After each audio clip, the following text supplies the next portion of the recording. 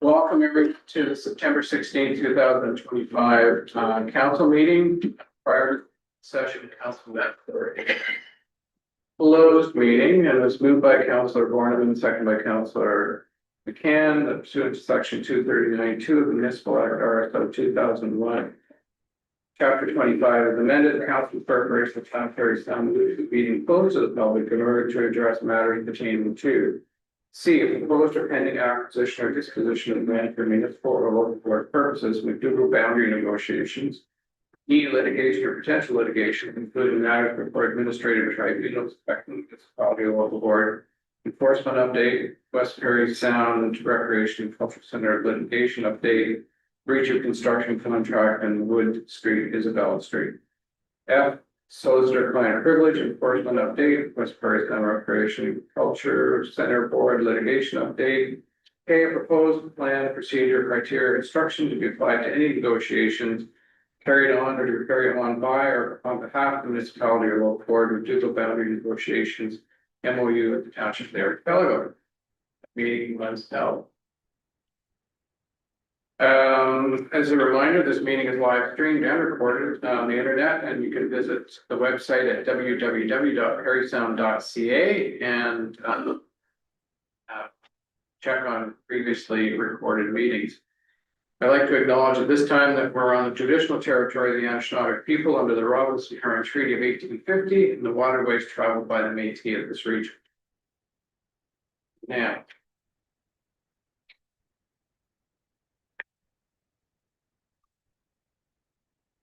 I have a deferral of 943, the agenda, because we need the information for the MAP program for the grants to be put in. I put mine in.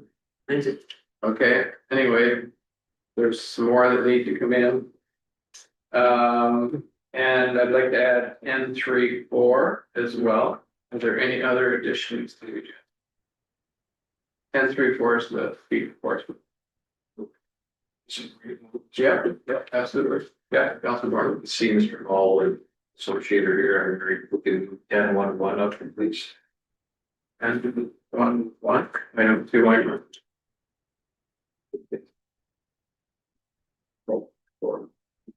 Any other changes? No.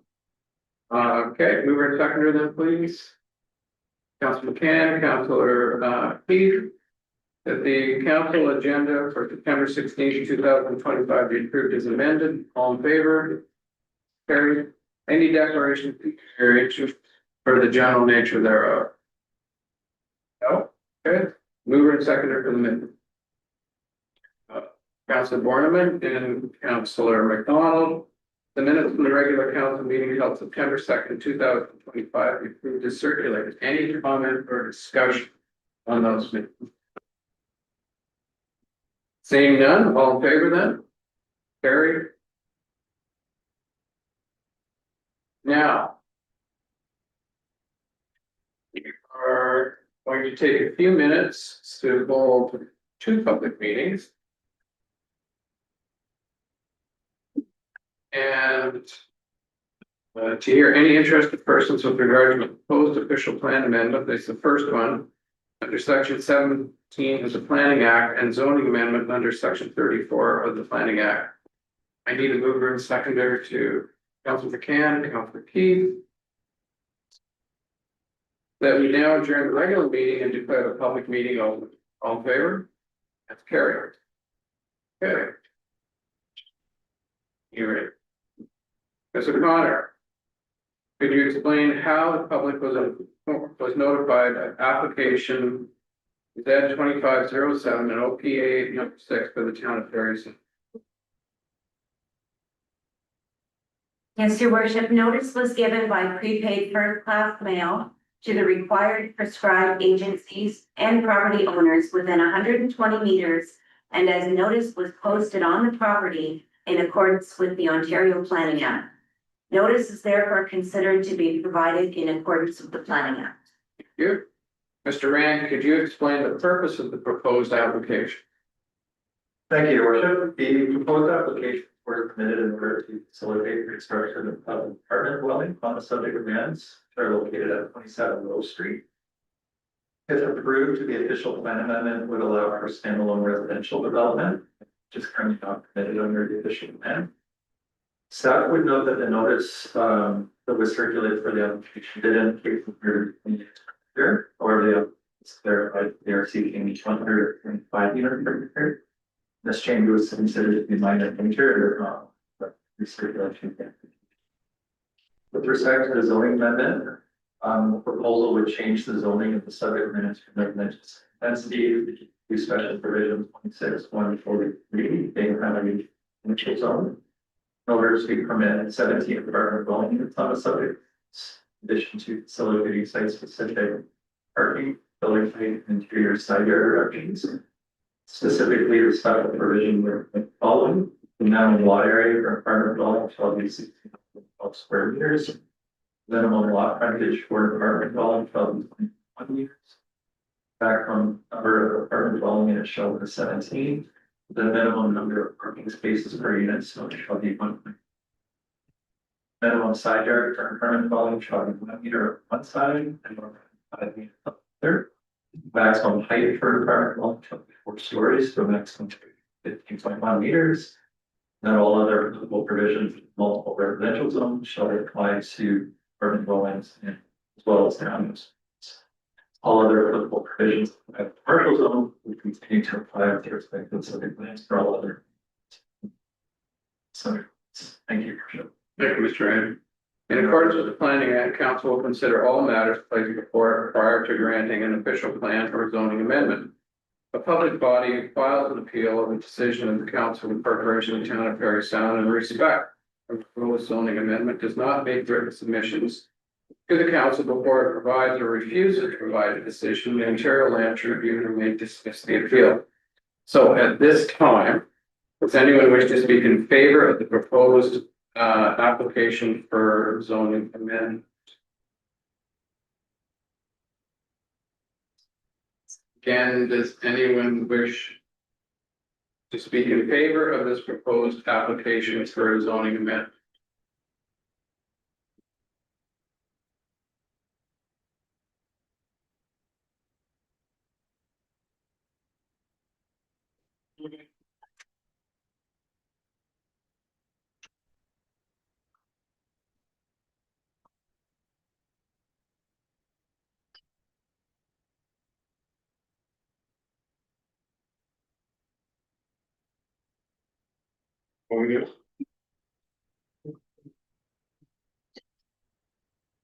Okay. All right. So apparently we're gonna do this a little backwards tonight.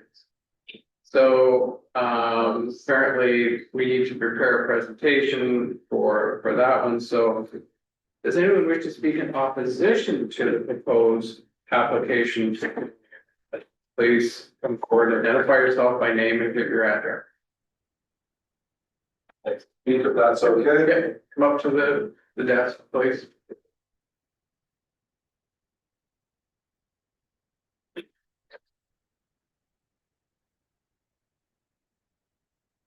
My name is Mitchell Brown. I live at 31 Bow Street, the address right next to the proposed building. Okay.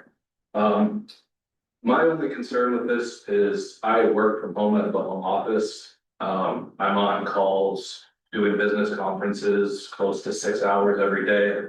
The noise is going to be a little bit of a concern for me with the construction that's going to be taking place. That's my concern with it. Looking at the layout, I can see that it seems to be close to the top of the hill where the construction will be taking place. I was curious if the construction reaches back to like the stream area near the back, closer to where my house is. It's kind of unclear to me in the drawing, so I'm just curiosity and Your comments will be taken into note, and staff have been reporting what you've been saying so that your concerns can be addressed. Okay, thank you. Is there anyone else that wishes to speak in opposition? Please come forward. Again, state your name and your address, please.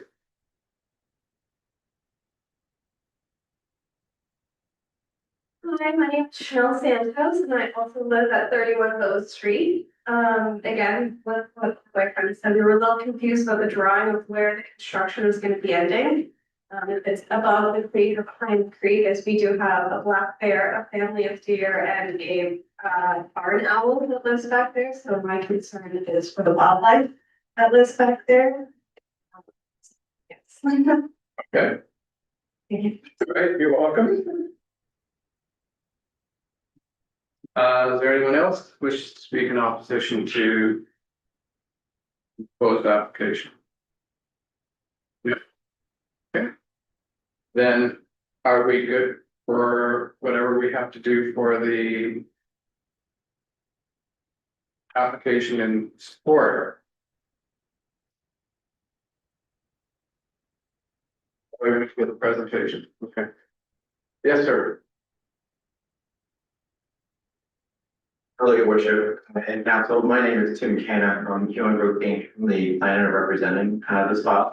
I did have a presentation prepared just to give an overview of the proposal to be helpful to council and the members of the audience, but if I've certainly taken note of those comments and I can speak to them now briefly and can give you some of your agenda back if you prefer me to not give the presentation if you don't think it's helpful. With regard to the comments we just heard from 31, one of the key aspects of this file was to get a survey, topographic survey of the property, including the location of the dwellings around this site.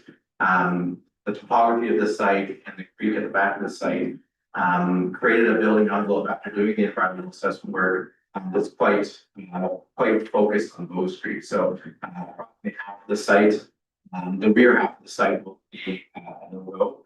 There'll be probably a small trail down to the creek area for amenity for the roads. But the focus of development will be towards the street and will be away from Oak Street. So certainly I can speak to the people that are kind of tonight and show them showing where that is. But we've been intentional trying to keep the back half of that site untouched as much. Mr. Rand, how are we coming with? Thank you, worship. What I'm going to do is I'm just going to join the Zoom meeting and then share my computer. Memory starts not working. I apologize for the understanding on our part, but I'll be right with you with that.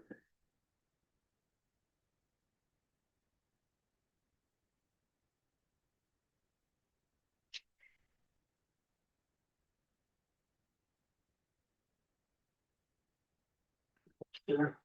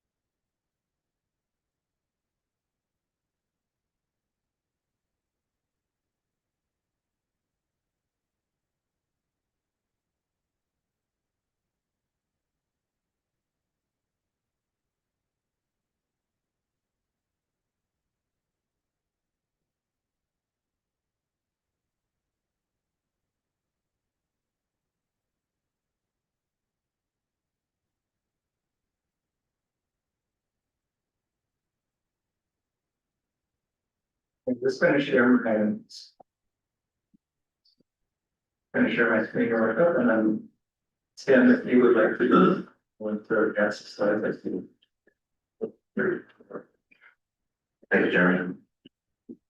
So yeah, Jeremy, to the next slide, please.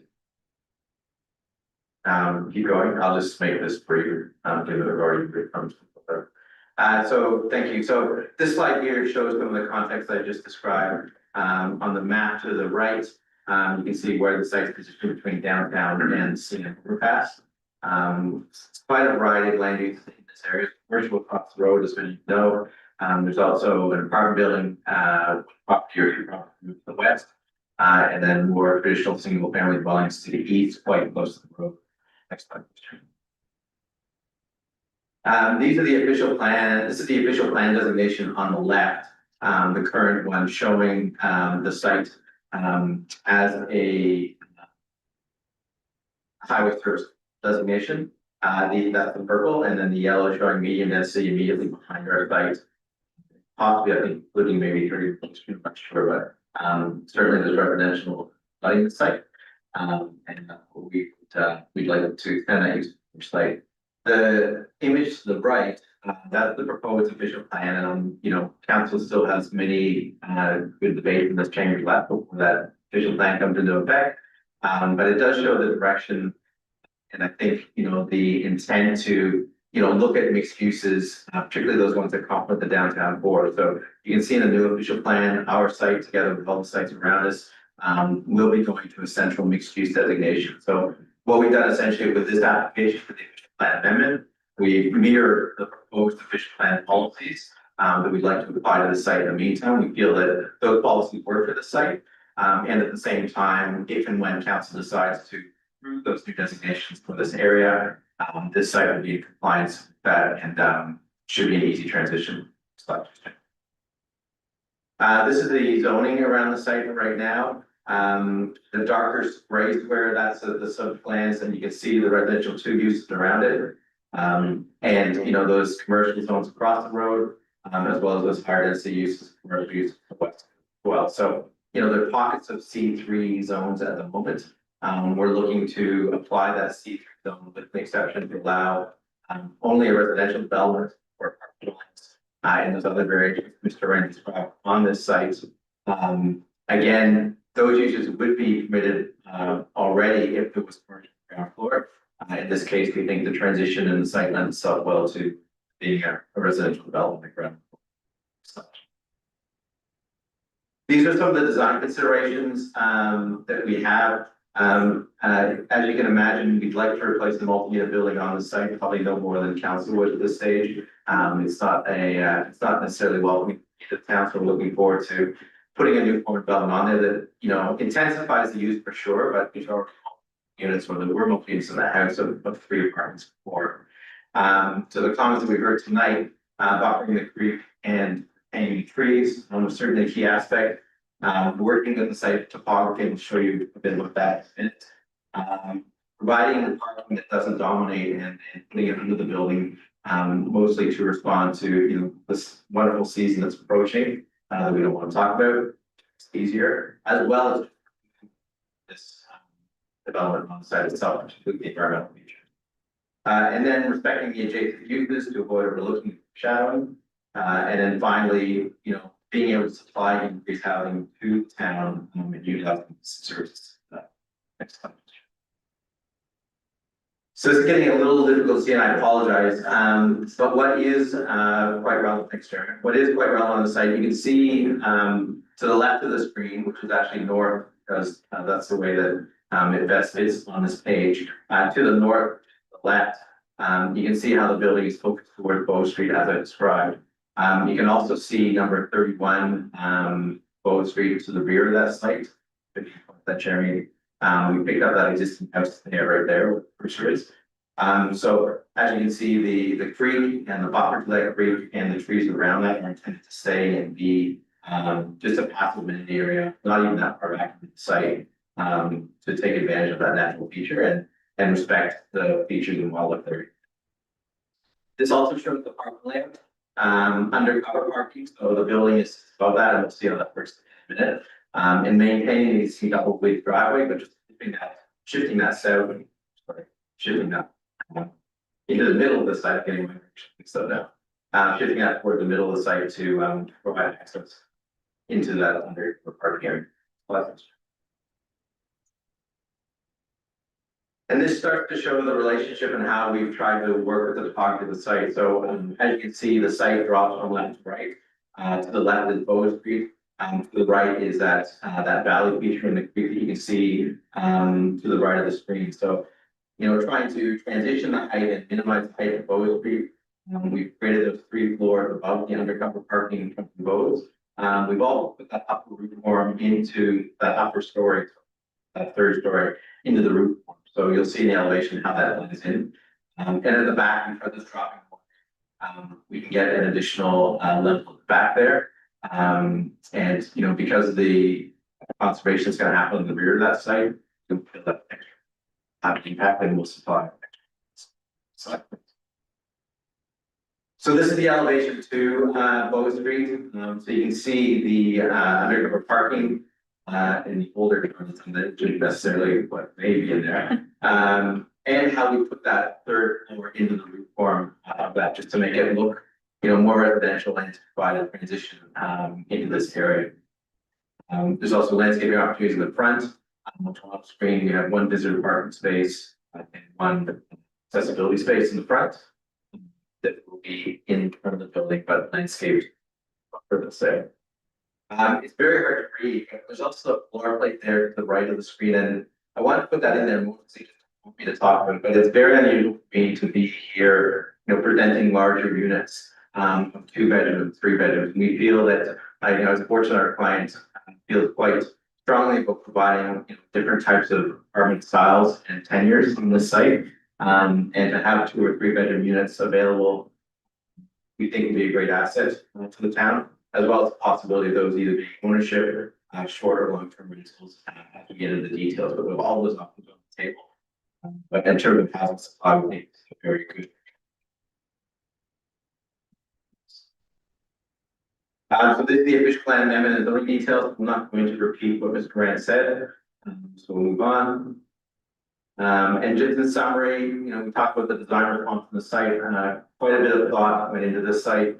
A lot of background studies were done. Everything from traffic, noise, vibration, environment has been undertaken. This is providing infill housing close to the downtown core, and certainly the amenities of the central business district as well. As I just mentioned, it has to at least give them an option. Using it to save infrastructure is always good in terms of being able to increase housing supply at the same time. And as I mentioned before, it's going to help implement that. And have some size to it.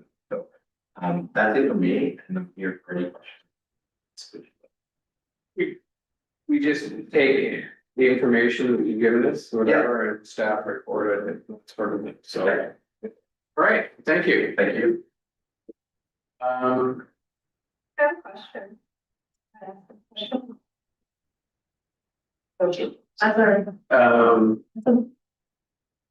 I can speak outside too after Jeremy. Okay, that would be really good. Yeah. Okay.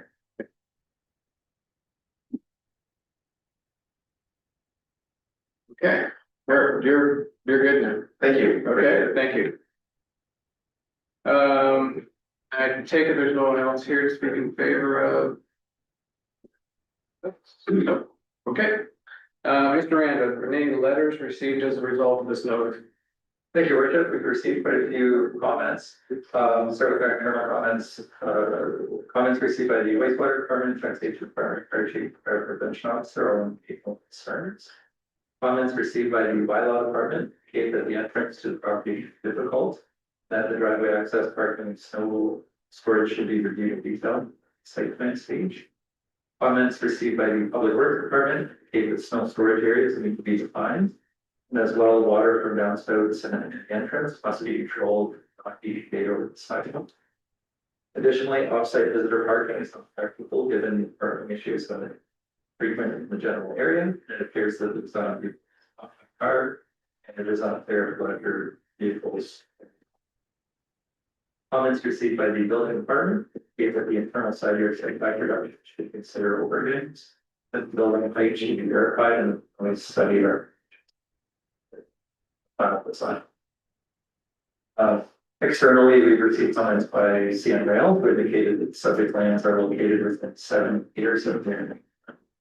And it was noted that CN's objective is to ensure that developments in proximity to railway operations is to mitigate railway related impacts, such as noise, vibration, and safety hazards.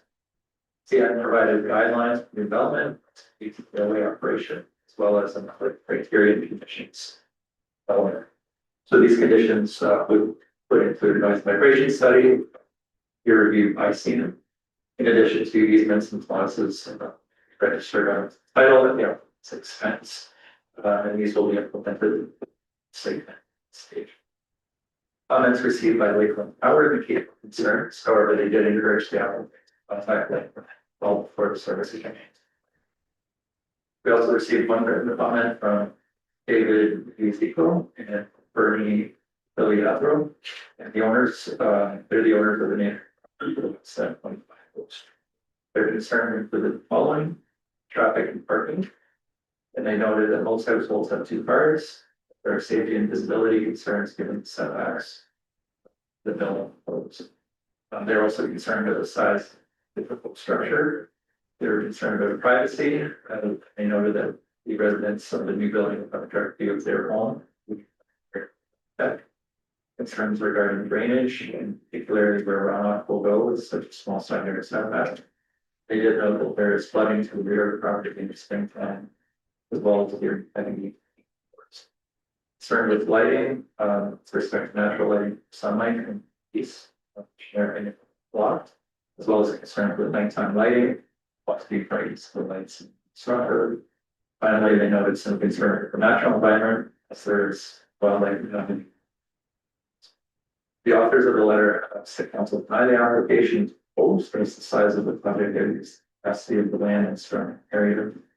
No other comments was given on the application, and I would note that all of these concerns are addressed by the applicant prior to the application. Okay, thank you. So now we're going to take a few more minutes and we're going to into this public meeting to hear any interested parties with regard to a proposed removal of a holding provision under section 34 of the planning act.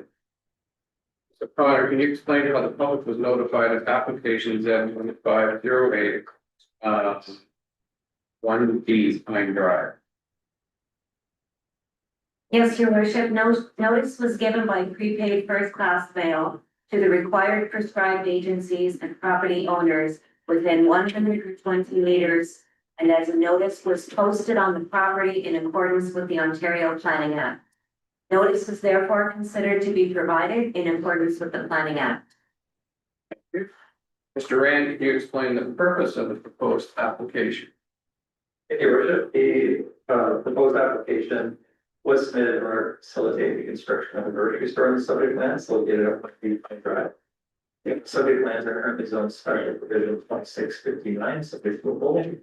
Holding was placed on the property in order to ensure that servicing is available to the proposed development. The applicant has submitted a servicing report, and this report has been peer reviewed. The staff is satisfied with the holding.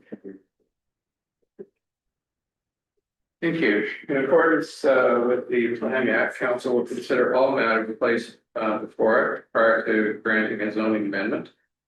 At this time, does anyone wish to speak in favor of the proposed application for the zoning amendment?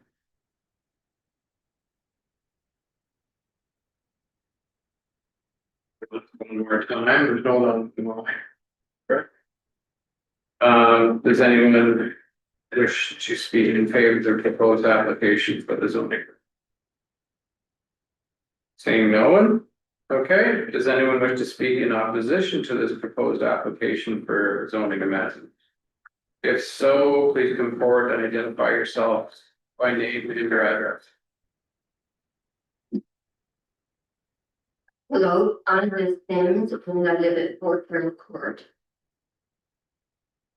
So I have several concerns about this development. One, noise pollution.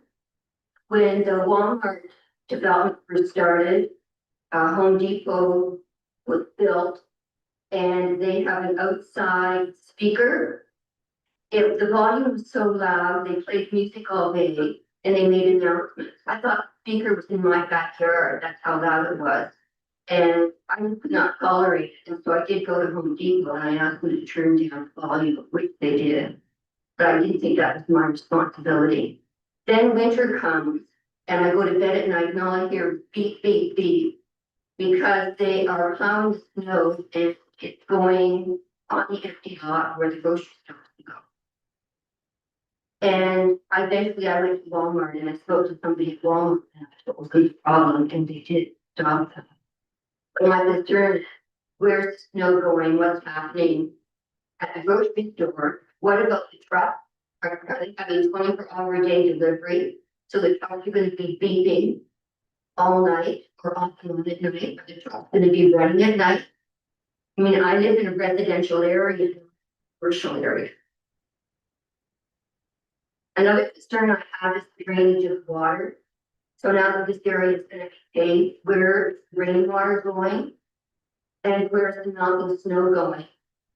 Because presently, my neighbors have a creek in their backyard when there's water, and it blows across their backyard between our properties and then down to Bow Street. So that amount of water around our house is gonna increase. You know, I already have a sump pump, but is it gonna be overused? You know, I want that drainage addressed. Another issue is traffic on Bow Street. I don't think any of us can deny that there's a lot of traffic on Bow Street, especially in the summertime. The cars are speeding. They are running not only through orange light, but they're running through red light constantly.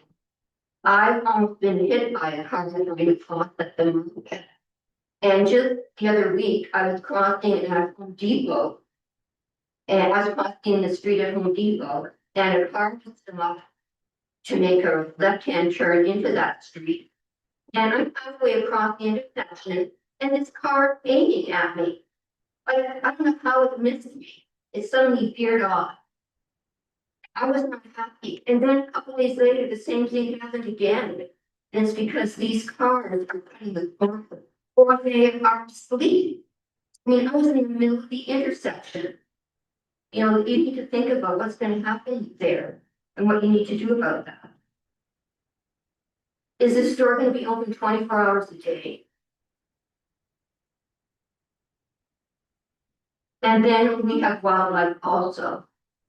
But I really don't want the increase in bears in my property. You know, we already have bears going through my neighbor's property and my property. I've got them sleeping in my property. What are they doing with the garbage? Where's the garbage going? How much is it gonna be picked up? I don't know, do the coyotes go to garbage bins? I mean, we have a pack in the area. That needs to be addressed. Anyway, thank you. Thank you. Does anyone else wish to speak in opposition to the forward? Name and address, please. My name is Deborah Wood. I live at 6 Carroll Court. This development project is literally going to be in my backyard. Our backyard is on the opposite side of the fence that's existing currently. Again, my concerns, transportation and traffic flow. How is transport going to be accessing this property? Are they going to continue to come through between the Royal Bank and Walmart? Or are they going to create a new laneway down along the fence line, which we live on the opposite side of the fence line, so it's like a road going through our backyard. Safety is a concern for me with the fencing. Will they square off at the end so that it prevents people accessing my backyard once this development opens up? Or will they put a fence across the back to prevent people from taking shortcuts through my backyard to get on Carroll Court to get down onto Bow Street? That happened after the Walmart subdivision went in. Lighting in the parking lot, is it going to be on all night long? And where are the lights going to be situated? Will they be shining in my backyard? My house. That's a concern for me. Air pollution, is this going to have a bakery and deli roasting meat, chicken kind of situation? I fear I'll gain 20 pounds if they have a bakery going with the venting going out into my backyard. Also, where is the ventilation systems going to exist on the roof? Noise is a consideration for me. Again, the sewer drainage was also mentioned, we had to put in a second sump pump in our basement after the Walmart subdivision went in, just because our backyard slopes down, they built it up quite high. Where this new development is going, it was already built up high after the Walmart subdivision went in. Anyway, water goes right down into our little creek in our backyard and down to Rose Street, so sewer, snow removal, all that is a concern for me. And, I guess that's about all I have to say. Appreciate that. Thank you. Staff have been taking notes of what you've been saying so that, they can be addressed, okay? Okay. Thank you. Thank you. Appreciate that. Anyone else wish to speak in opposition to? No? Okay, Mr. Rand, any letters received as a result of this notice? Comments were received by the building department, which indicated concerns, however, they noted that a development proposal is underway for a site plan agreement. Comments received from the fire chief, parks and recreation department, as well as the taxation department, all indicating no concerns. The comments received by the street transportation indicate that the subject land are located within the street control area. And we have to give those notices, regarding other comments were received. Thank you. Okay, thank you. May I have a mover and seconder to declare the public meeting closed? Councillor Keith or Councillor Ashford? All in favor? And that is carried. Thank you.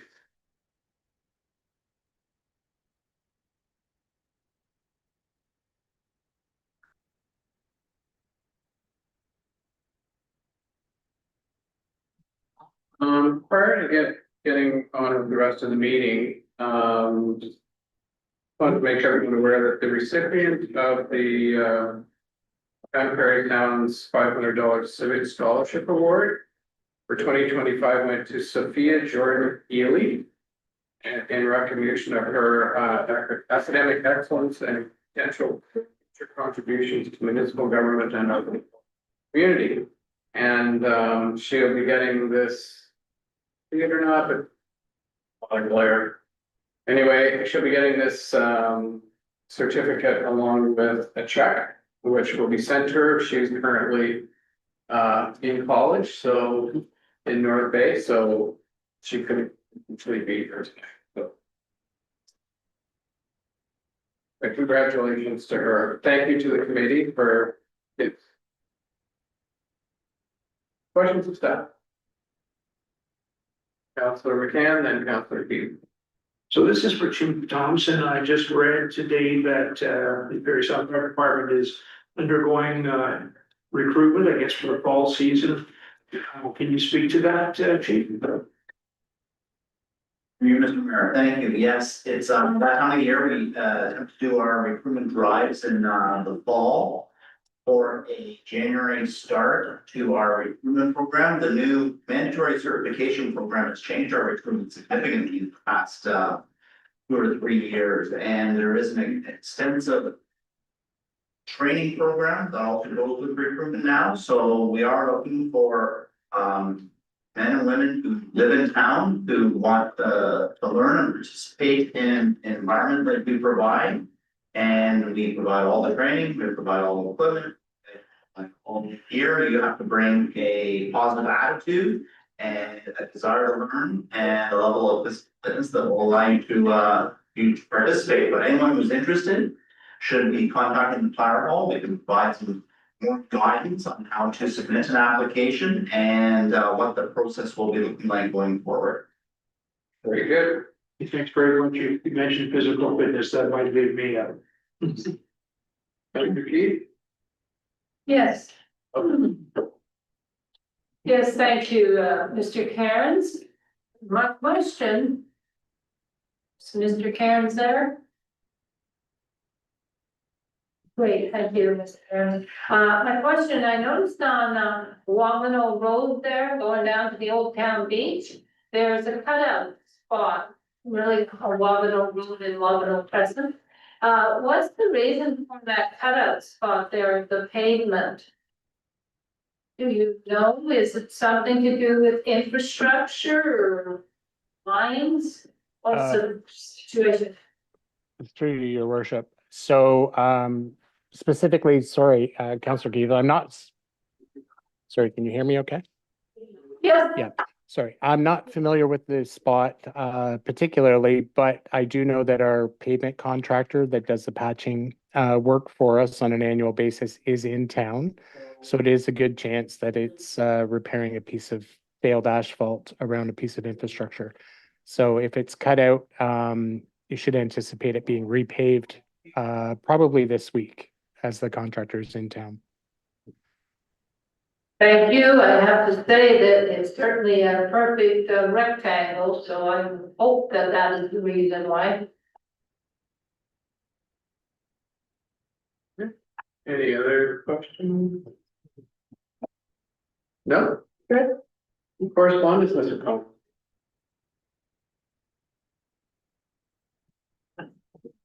Yes.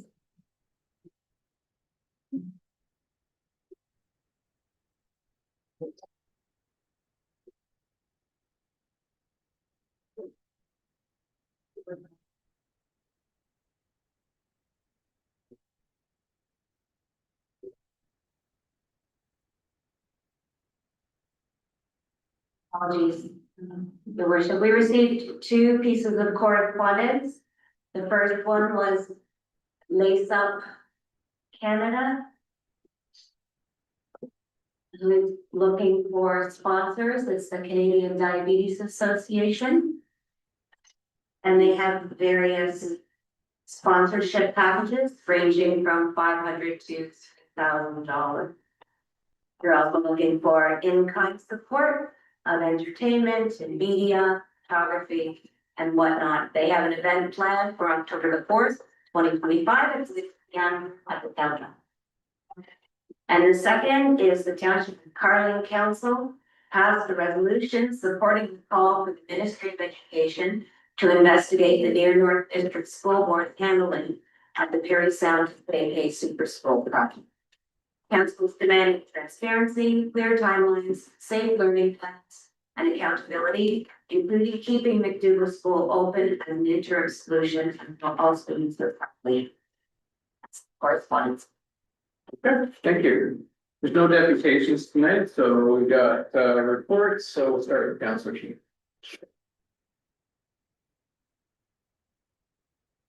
Thank you, Mr. Mayor, fellow councilors, staff, and the public.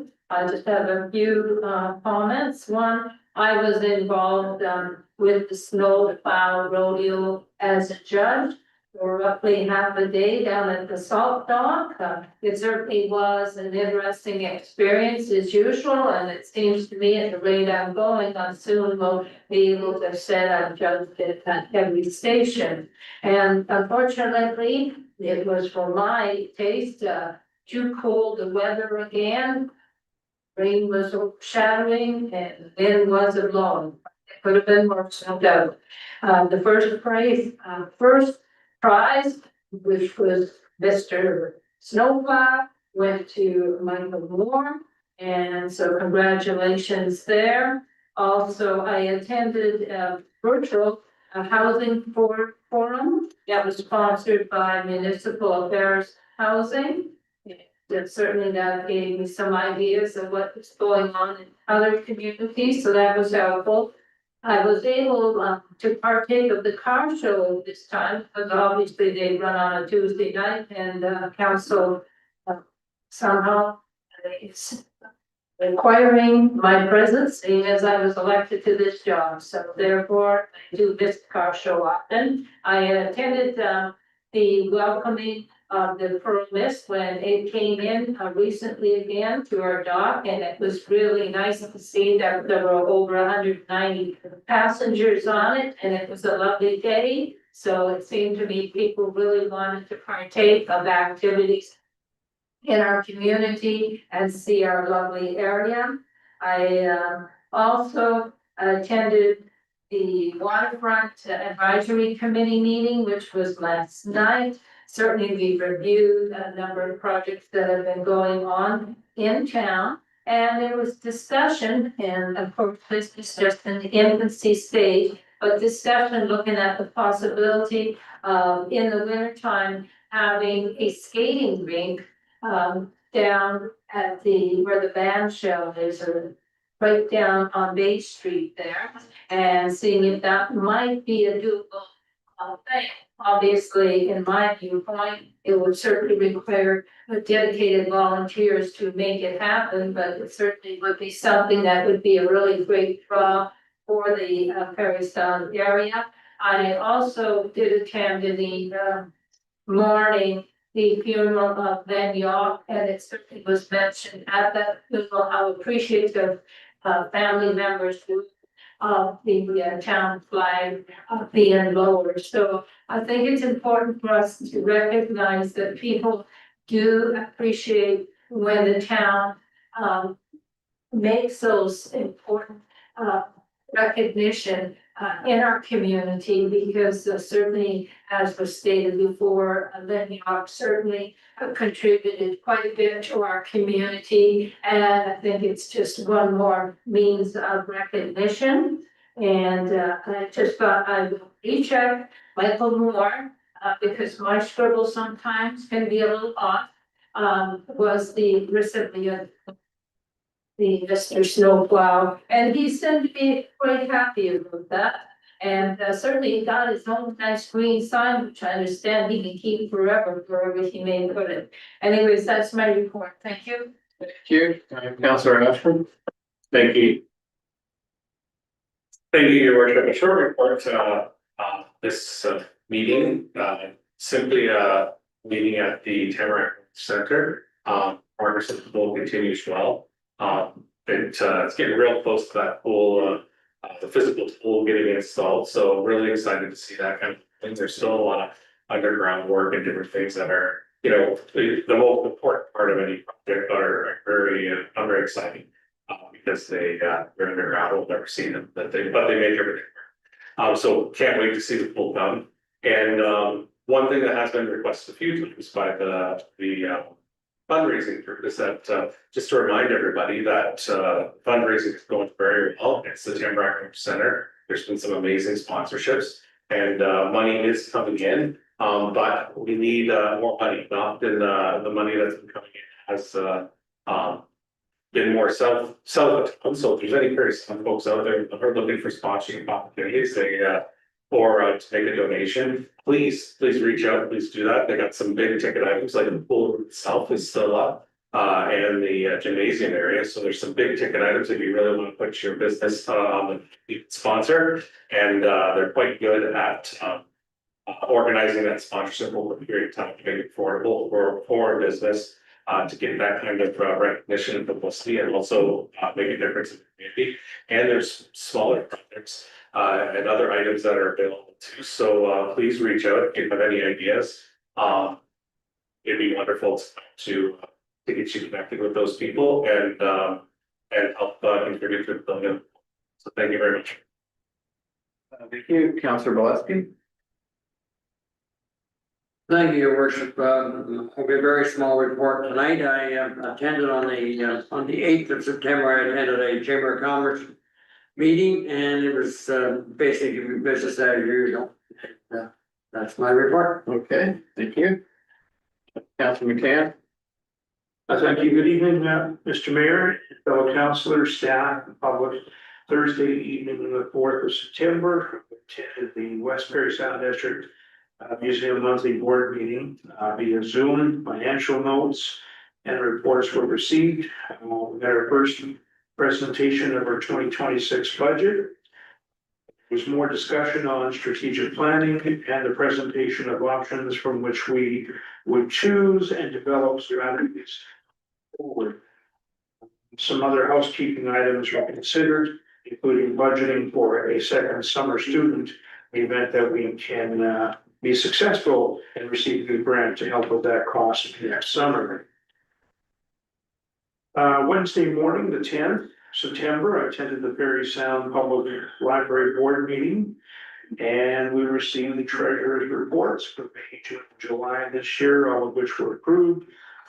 Review business, there was discussion on board chair succession, approval of our 2026 janitorial contract, And we talked about the generous offer provided by the Rotary Club, very sound to accommodate area students.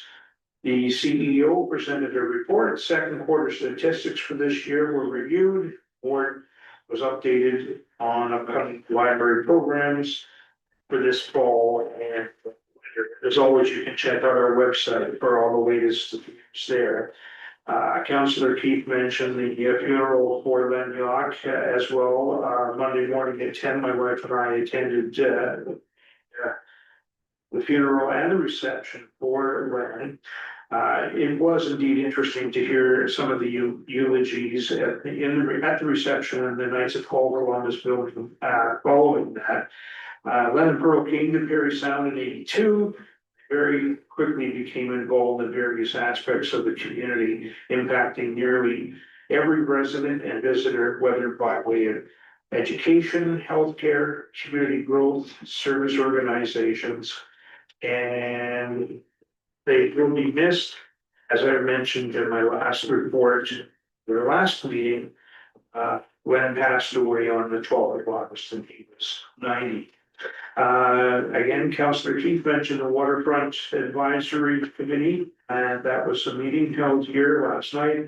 I too attended, and as mentioned, there was discussion of a few items, including parking on the Great North Road, reviewing and reevaluating in the near future the committee's terms of reference, and a self-examination of our impact and effects so far, in addition to the talk of an outdoor rink. And as she mentioned, it is in its infancy stage, but I think it's worthwhile exploring. And we know that in other towns and cities, outdoor rinks and circulars and such get lots of use. So looking forward to see how that develops. That's my report. Thank you, Councilor Morgan. Thank you, good evening, everyone. I'll try to keep this quick as well. September 6th, I attended the airport fly-in. The event was somewhat curtailed due to inclement weather. Work continues in Belvedere. The final concrete pour was scheduled for this afternoon. Belvedere's annual information meeting is tomorrow afternoon at 3 p.m. done via Zoom. The link is on the website. I'm gonna take a bit of time to thank our staff and especially the parents advocacy group that's worked towards getting kids back to school at the existing Parry Sound High School. And I also thank our neighboring municipalities for jumping on board and in support of those efforts. It's proof yet again that West Parry Sound is stronger and has a larger voice, working collectively. Choose to go our own way. And while I'm doing shout outs, I want to thank my good friend Tom Morrissey for the photos and drone footages that he's been posting online, not only of local sites and wildlife, but more recently of various large construction projects at a school, Belvedere. They say a picture's worth 1,000 words, and Tom's work has proven that to be true. So thank you, Mr. Morrissey. Keep up the good work and keep shooting. Thank you. Thanks. Councilor McDonald. Thank you, Roger. I'll try and be brief as well. On August 23rd, Chamber, DBA, and the town helped facilitate bringing the Canada 911 recycle drive in town. Great events. They came in, they had lunch, and great. They loved coming so much that there's talk of them maybe starting here next year, which could be they stayed 2 or 3 nights ahead of time. 200 or 300 riders. Should be good for businesses and accommodation. August 27th, NOHFC playground funding announcement at Walton Beach. September the 10th, I attended the GDA board meeting. Talk with the new street sweeper doing a great job of weed management, particularly cobblestones. Looking to recruit a couple new volunteers to help with the gardens. which are done a very great job this year. Fantastic. Still having issues with hanging baskets, particularly late August into September. Witches Walk is coming up on October the 25th. It used to be their third year, and it's going there every year. September the 11th, attended a CNB business after hours. Got some interesting feedback from some of the participants that were here in Parry Sound doing the dog training program. Particularly surrounding suggestions on how to improve crosswalk, some of the audio and sensory features. So I've asked the lady that was speaking to me to send me her request and to send it to the accessibility committee for them to review. And just a couple shout outs, Chamber of Commerce Business Excellence Awards at the Stockton Center this Friday, September the 19th. I'm expecting 120 guests from local businesses and organizations, so it should be a great night. Celebrating local businesses. And Explorers Edge, Great Canadian Wilderness launched a Fall in Love with Parry Sound campaign. They pulled a full page feature ad in the Globe and Mail to highlight everything there is to do here in the fall. I spoke with a drive tractor from Southern Ontario up here. You can see some additional revenue into the shoulder season. Report. Good, thank you. Council, staff, and public, September 7th, I attended the Gardens of Parry Sound's 10th anniversary. Great crowd on hand. And there were two ladies there that were presented with flowers and sashes for, they've been there since the building opened 10 years ago. So it was really, really, really nice event. They had music and cake and all kinds of food. So they had a good party. September 8th was the West Parry Sound Economic Development Collaborative meeting. It was the last meeting of the collaborative. Now McDougall in the township of the Archipelago will be working with our Economic Development Office here in Parry Sound. September 9th, representative from each of the area municipalities with representatives of the parent group. And all to deal with the fiasco of the new school bill. It was a good meeting, very informative. There's a resolution tonight that kind of deals with, I think, everyone's feelings on this. We found out at that meeting that the representative from the investigator, I should say, from the Ministry of Education was in town and interviewing parents and other people as well. Bottom line, everyone was asked if they had confidence within the administration or Muir North Board, and that was a resounding no. We shall move forward, despite them giving themselves pats on the back at their last meeting. September 10th, was mentioned the pool committee meeting. We're moving along nicely with the agreement between YMCA and the Recreation and Culture Center Board. And I attended a sort of sign change or whatever for the center, change it to the Tamarack North Center. Chris Matt was on hand with another partner. So that's changed, which is good. So certainly appreciate again their donation towards the recreation center. Really goes a long way. And the agreement is moving along as well with regard to the transfer of the YMCA property to MSB board as well. So things are moving really, really well, which is great. September 11th was the Parry Sound District Social Services Board meeting, and you should have got your copies of the, yes, that's right. Did have a question about it. Okay. There was a comment, there's a little mini emergency, it was listed in the report, and it said that John McCormick kind of came to the rescue. And I didn't know if you had any more information about it, or is our John home in town or somewhere else around town, but it sounded like he should get recognized. It's hard to play with it. I couldn't tell you the final that wasn't disclosed. So some things are kept kind of quiet to that organization, so, yeah. Privacy issues and that sort of thing, so anyway. But you did get it, right? September 12th, after work, I went to the Georgian Nordic Ski Club to view their new buildings. A great addition to the club in the area. Great work done by the club and its members. The new buildings are going to really add a lot to, I think, the functionality of the ski club.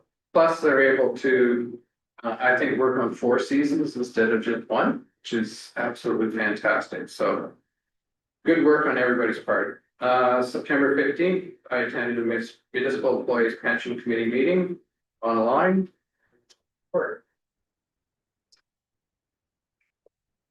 So. Item 911, moved by Councilor McCann, second by Councilor McDonald. That upon the recommendation of the 2025 Facade Improvement Review Committee, council approves the following grants totaling $37,700 as follows. Northern Swine and Steer, 3-1 Ball Drive, $1,300. Skoka Auto Parts, 45 Gibson Street, $5,000. Ojasta Realty, 6 Bow Street, 12,500. And Ojata Dental Corporation, 6 Bow Street, $12,500. I apologize if that's not correct. Torrance Funeral Home, 89 Bow Street, $1,500. Parry Sound Dentistry, 73 Bow Street, $1,400. And Huckleberry's 14 Bay Street, $5,500. Any discussion? Mr. Rand, did you have anything to add to that? Through your worship, I would note that the total amount should be 39,500 as identified in scale there. My apologies for that. I would note that as council knows, there were 60,000 available for the program. And those were awarded back in spring. Right. So what's being requested or being recommended out of the grant committee is reserves. And I would note that 9 applications total were applied for, 7 were and finally, I think with respect to this the overall success of the program, we've been making some minor changes. We had a meeting with one of the previous applicants who noted some concern about information website. If we had a meeting with them, well, it's the DGA, and we are starting out people to make some changes to the sites, continually improving the program. But in the conversation with the DGA, the chamber is also a small business center. They all there's a lot better communication with respect to the program.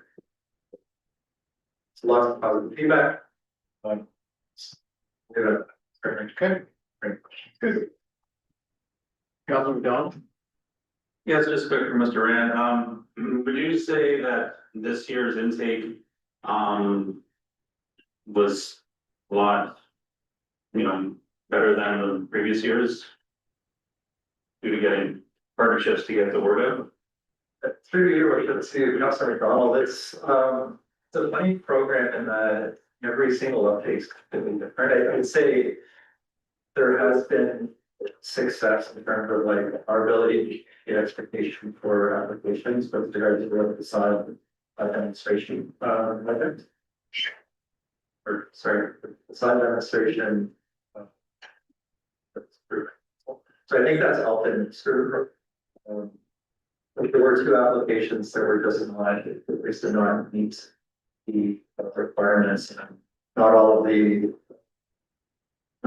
work submitted met. So I mean, it's a bit of a mixed bag, but I would say that overall, I think that the work that's been done in terms of getting expectations has paid off, and we are receiving that better applications, have more applications, and applicants are receptive to feedback by our administration. Where it's a pretty hands-on program, being in contact with every single applicant prior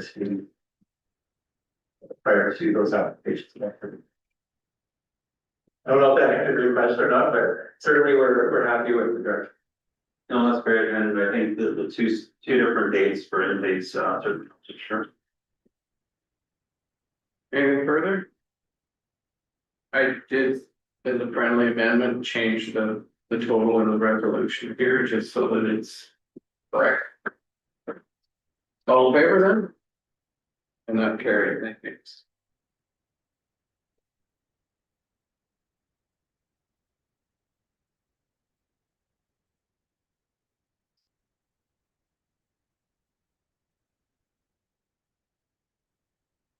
Moved by Councillor Gillespie, seconded by Councillor Keith, the council approves the policy for use of municipal vehicles and penalty order reimbursement attached to Schedule A.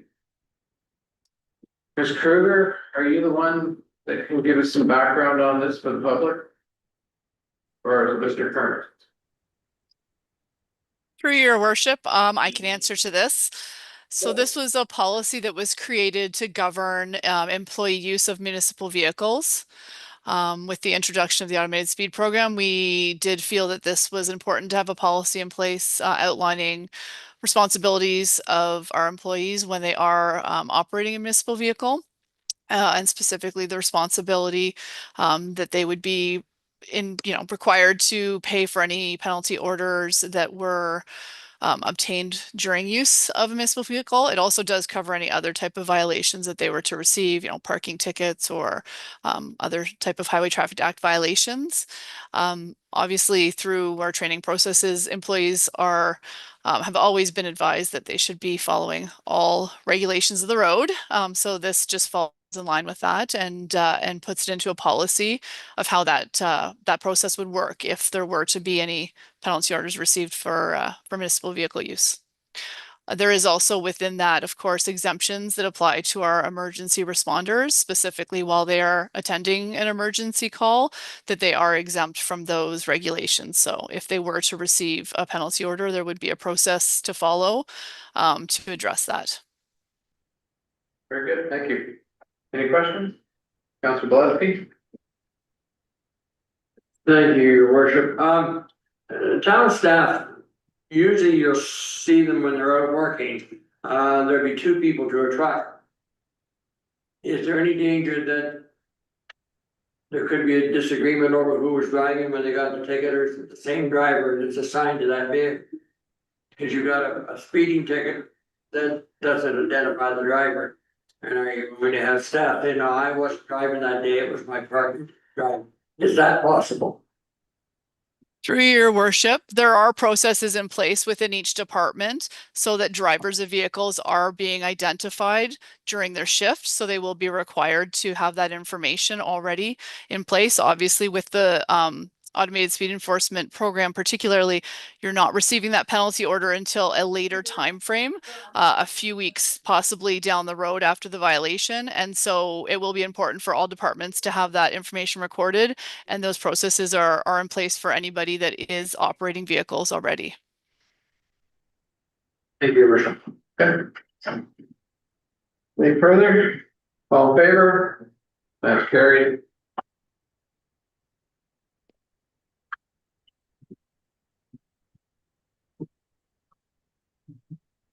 Moved by Councillor Keith and seconded by Councillor Gillespie. Council awarded the tender for snow plowing in municipal lots and walkways for a 3-year period, fall of 2025 to the spring of 2028 to Adams Brothers Construction Limited, in a combined total of $929 excluding taxes for each municipal lot and walkway cleared, this being the lowest compliant bid of 3 bids received. And this service be funded from the 2025 operational budget. Any discussion? Councillor Gillespie? Thank you, your worship. I'm gonna ask a question because I already know the answer to, but I'm just the way I'm reading, so if you read this, it's going to be funded from the 2025 operating budget, all of it, 3 years. Well, I guess this year. It's in the writing, I know, but I just wonder, should it be identified as 25, 26 and 27, 28? Or doesn't matter to me, I'm just saying it, it's the way it worked. Ms. Bell? I think it will be just fine. We'll just factor it into the upcoming budgets. I understand that, but some people read things differently that aren't in the know. That might possibly say we're gonna pay for all, you know what I'm trying to say? I hear. We, in this business, we run across people that come up and say, well, I read this and that's not right, you said, that's not what's happening, you know? Funded from the 2025 operating budget in subsequent years. That would be perfect. Thank you.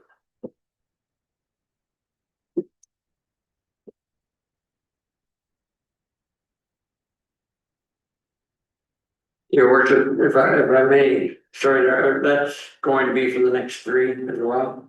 I'll say the same thing. It's 3 or 4. Yeah, okay, sure, thank you, yeah. So friendly amendment. Really, sure, within the scope of the next one, so. Anything further on the actual, Councillor Keith? Yes, I'm wondering if, Penny Fernanda is here or like Kearns can take my question. Thank you. So I'm just wondering, roughly how many years has Adam been clearing snow and overall the satisfaction that we've had with them for this kind of work? Through your worship. From my recollection, it's been for at least the past 2 winters that they've been doing these clearing of the parking lots. And I believe staff satisfaction has been fine. We've been quite pleased with the services. They've responded promptly when requiring additional services throughout the day because this contract requires them to have lots cleared by 7 a.m. And obviously, I wish we had that much control over snowfall, but it tends to fall throughout the day sometimes. So there are occasions where we have to call for service during the day, and it hasn't been an issue to receive prompt service, additional service to those lots as well. And the walkways, we haven't had any complaints. And I should add that this, I believe, also includes the stairway this year that leads from the Seguin River Bridge down towards the fitness trail, heading towards the BOCC. So that's an additional this year as well. Thank you, good to hear. Councilor McDonald? Thank you, worship, Mr. Kearns. Refresh my memory, how does this, price stack up to the previous rate we got? Through your worship. So unfortunately, Councillor McDonald, I don't have last year's numbers. I believe it's relatively comparable in comparison to the other 2 bids received. A little further down in the report, you'll see the second lowest bid was approximately $1,300 per trip, and the third being $2,400 per trip. So in comparison, at least to the other 2 bids received, it appears to be pretty good value. Thank you. Oh, and just out of curiosity, who owns the staircase there by that Stephen Bridge? Through your worship. So that's been a little bit of an adventure for us in redoing the Seguin River Bridge last year. We did more research into the history of the staircase. It was at one point, I think, determined by town staff in the past that it belonged to the building owner adjacent. In further looking at that, it didn't seem reasonable that a town structure would have private infrastructure attached to it. So it was determined at that time that the stairs actually belonged to the town. We took on the rehabilitation of them and the ongoing maintenance. Excellent, thank you. Anything further? All in favor?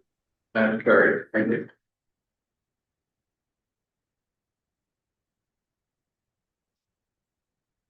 Thank you. Moved by Councilor Keith and seconded by Councilor Gillespie, the council award the tender for snow removal on town streets for a 3-year period, fall 2025, spring 2028, to Adams Brothers Construction Limited as follows. Tandem dump truck, $120, wheeled loader, $192.50, snow blower, $192.50. Total for all items, $505. This being the lowest compliant bid received, and the service be funded from the 2025 operational budget and subsequent years. Discussion. Councilor Gillespie.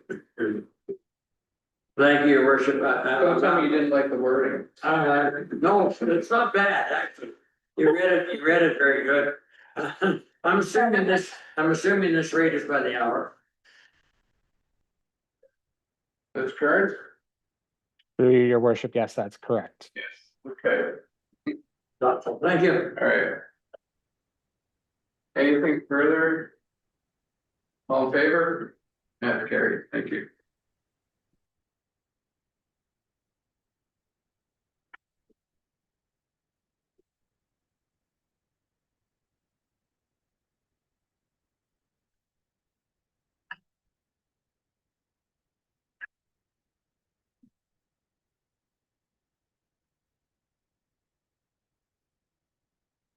Item 951, moved by Councilor McDonald, seconded by Councilor Gorman.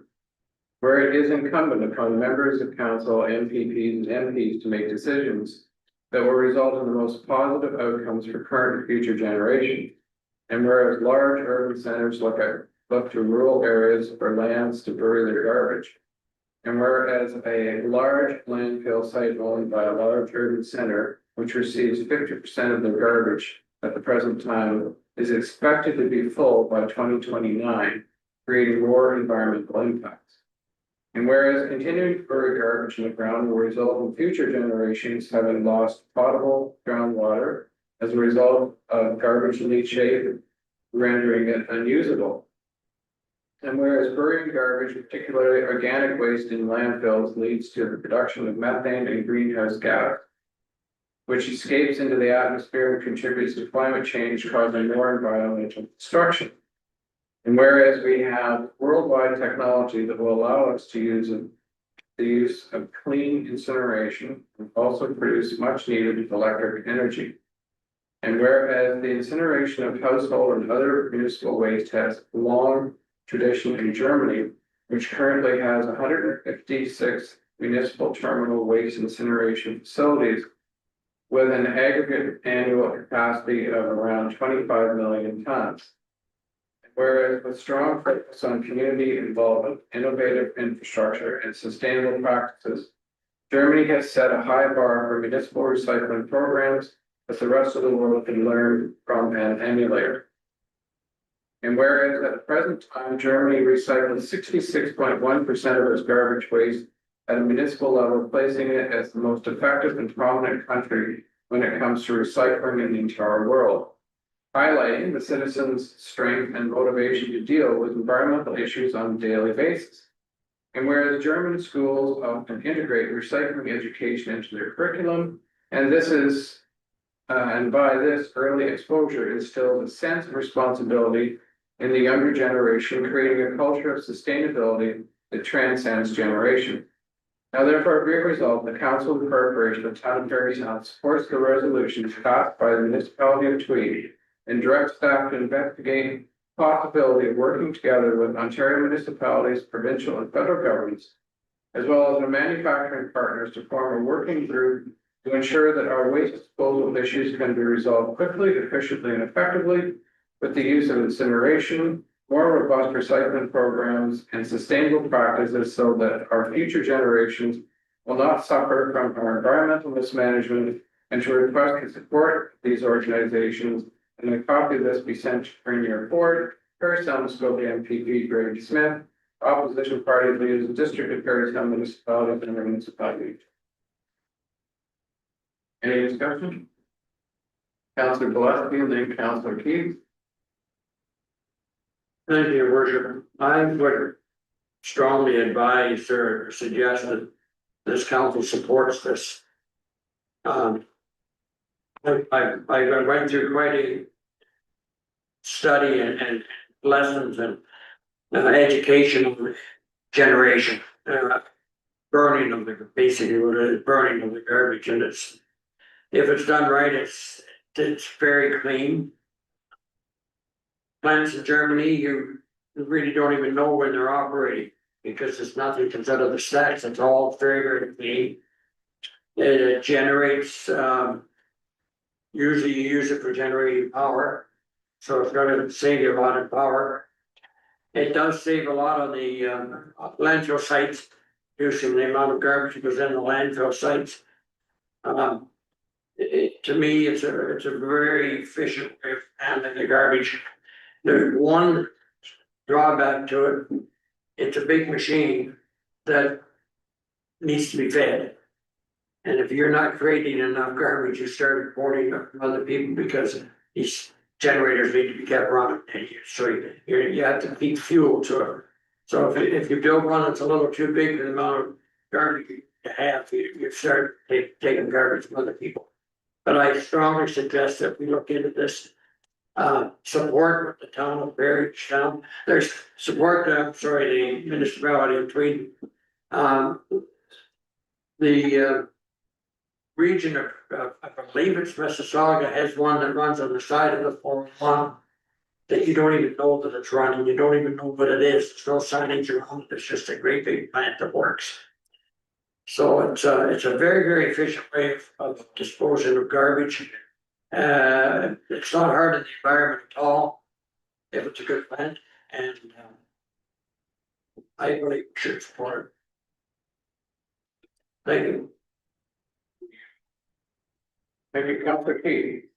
Yes, thank you, Mr. Mayor.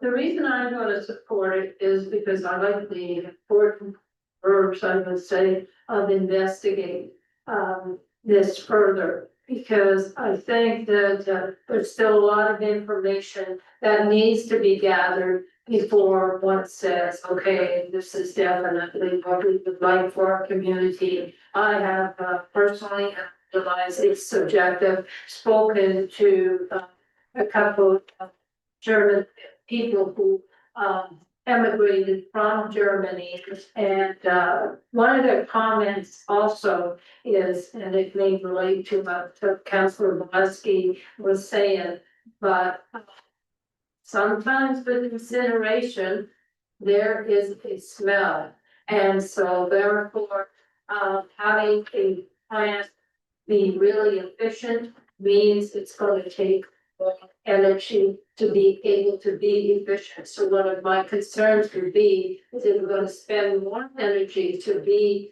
efficient, where is your balance there when you're looking at greenhouse gases, etc.? So I think investigating is a good idea, but until we have more information, I'm not saying that I know for sure that this is the most efficient way of looking at what our issue is going to be down the road. Certainly investigation is great, and I think also in this resolution, there are other areas that we're also looking at in reference to recycling. So it's always good for us to get more information. So that's the reason why I'm going to be supporting it.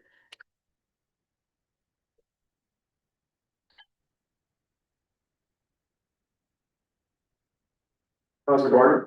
Okay. I asked for this to be brought forward because I think it's in keeping with our commitment through the ice cap group to look at ways of generally reducing our greenhouse gas footprint. It gets trucks off the road, generates power, so be it. Technology is constantly improving. There are already incinerations operating in Sudbury, Waterloo, Brampton, a number of other municipalities. Councilor Valesky is right. If you're gonna have this thing, you have to have, it's not likely to happen locally because of our size. You have to have, enough garbage to feed the beast, and you don't want to be trucking at hundreds of miles to do that, so. But we've got nothing to lose by looking into it. And I would hope that AIM and other groups start lobbying province and feds as well to help partners, because the way politics is working in the States, a good percentage of garbage in Ontario goes to Michigan. That could change overnight. We could be facing that problem sooner rather than later. Council McDonald and Council Canada. Just a thought, and I fully support this as well, but, looking north to the sewage lagoon up in the industrial park, being a good, opportunity to create revenue, I think this might be another good opportunity simply to create kind of a revenue stream as well, so, yeah, we support.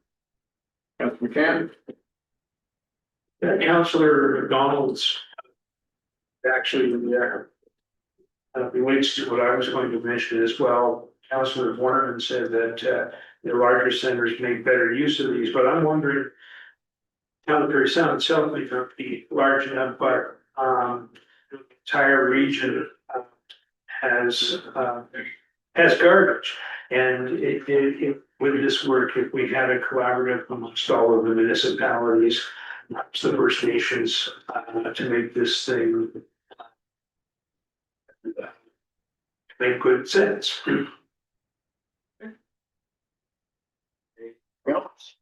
All in favor then? Carried.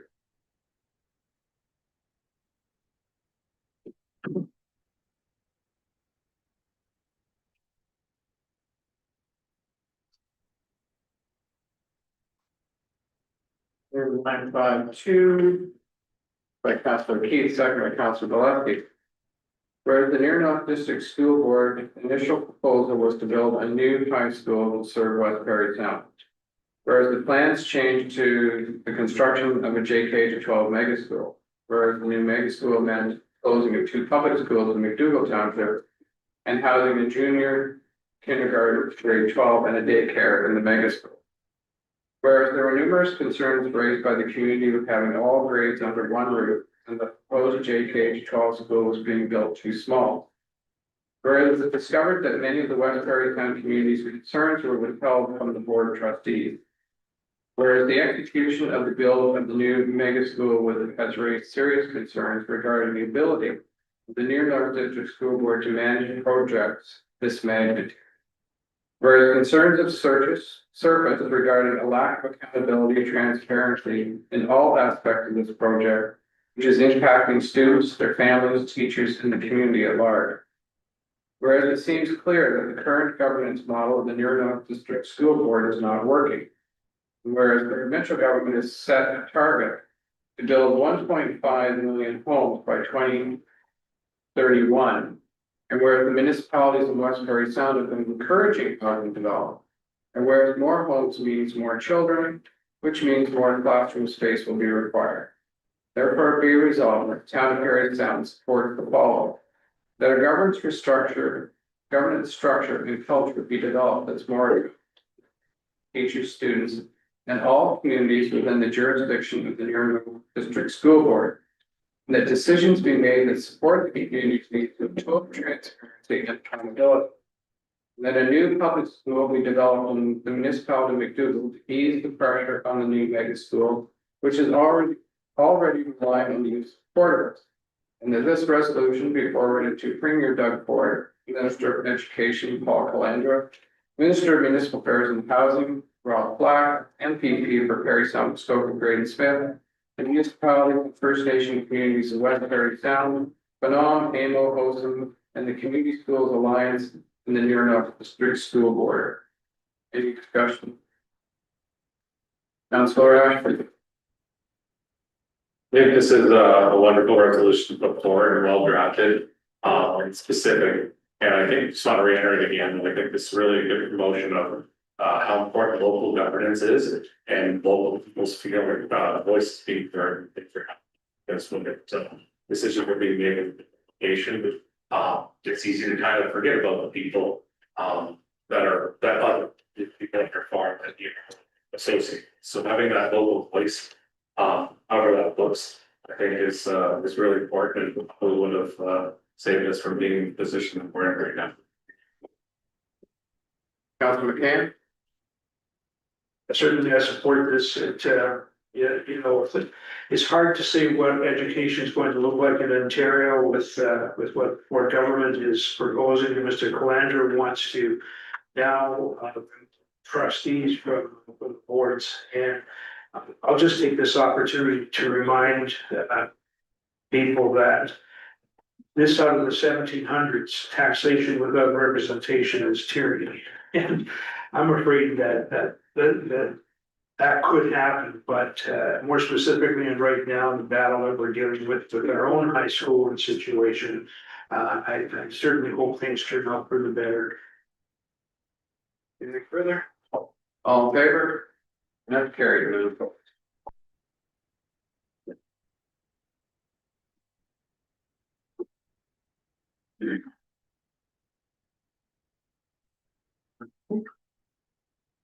Moved by Councilor Pulaski and seconded by Councilor Keith, whereas the Truth and Reconciliation Commission released its final report on June 2nd, 2015, which included 94 calls to action to redress the legacy of residential school and the advance of process of Canadian reconciliation.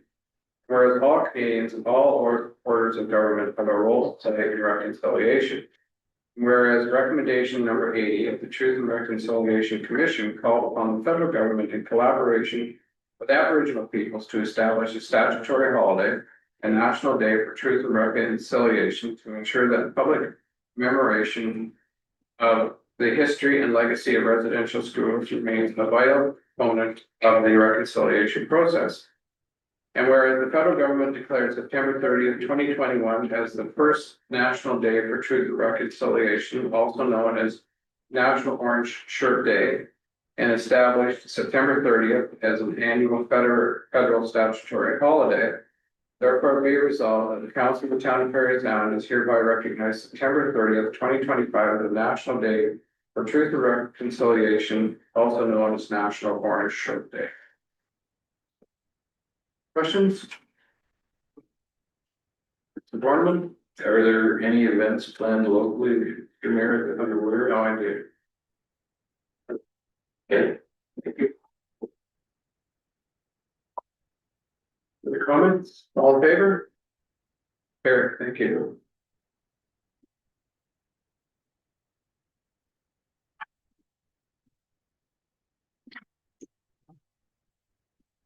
Moved by Councilor Pulaski and seconded by Councilor Keith that bylaw number 2025-7529 being a bylaw to amend the bylaw of 2004 4653, the zoning bylaw as amended to remove a holding provision H symbol from part lot 26 concession 1 in the former township of McDougal, now in the town of Parry Sound, being part 5 and 10 plan 42R 18221 be considered as read at first time. All in favor? That's carried. All members in favor of having second and third readings? Carried. Moved by Councilor Pulaski and seconded by Councilor Keith that the bylaw above mentioned be considered as read second and third time passed, signed and sealed. Mr. Rain. Thank you, Worship. I would note that this, for example, is just for my, so this is a whole provision removal, sort of more of a technical exercise.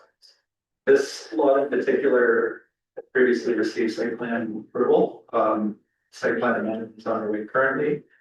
And I would know that with respect to the holding provision, the way that it was applied, it's not really clear as to why it was applied. However, through the current site plan process, the applicant has completed traffic servicing water studies, which have been peer reviewed and we're heading near the end of that process.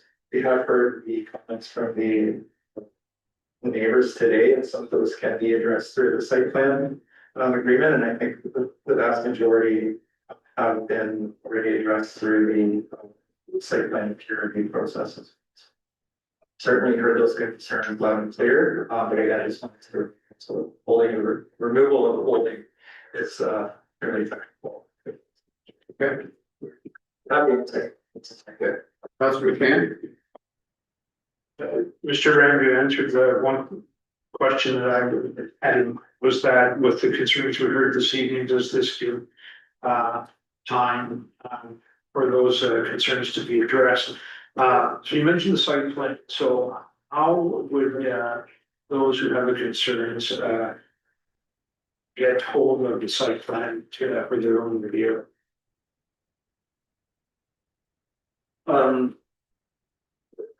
Through you, or so the site plan hearing is not, it's not a public process. We can certainly have conversations with the two neighbors that spoke tonight. We can start sharing site plan agreement with them. Some of the concerns like the fencing and with respect to traffic and stuff like that, those studies are publicly available, so we can start share those with them if that needs us.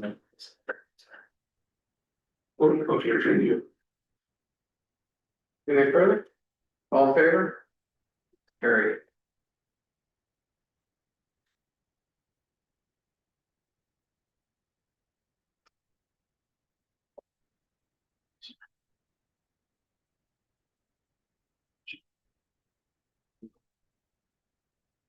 By Councilor Keith and second by Councilor Molesky, that bylaw number 2025-7530. Being a bylaw to authorize the execution of agreement with the Canadian Museum of History for approval of Bobby R. Hall of Fame Digital Museums Canada investment in book bylaw 2025-7508 and it be considered for the first time. All in favor? It's carried. In favor of having the second third reading, it's carried. By Councilor Keith and second by Councilor Gillespie, bylaw above which should be considered for a second, third time, pass, sign, and seal. Discussion. Ms. Dyer. You've been patiently online tonight. Yes, through you, Mr. Mayor.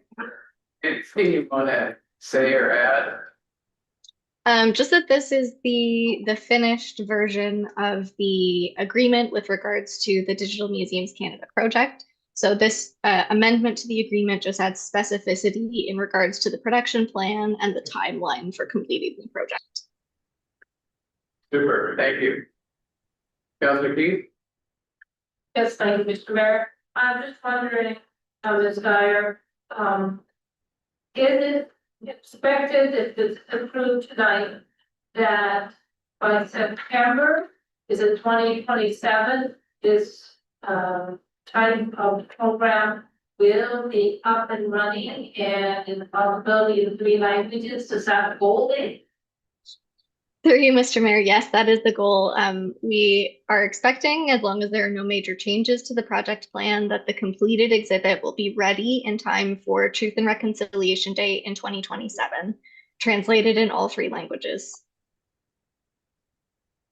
So can I assume, with you having the goal date of September 30th, 2027, you'll be doing some extra marketing to bring that to the forefront to all the people involved, to get them into the VOCC and let them see this fine exhibit?